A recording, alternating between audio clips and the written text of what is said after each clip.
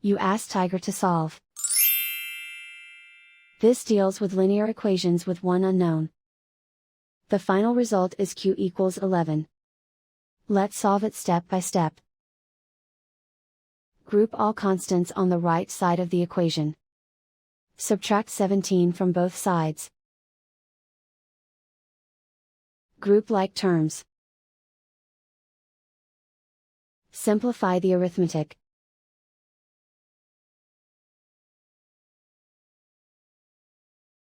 Isolate the q.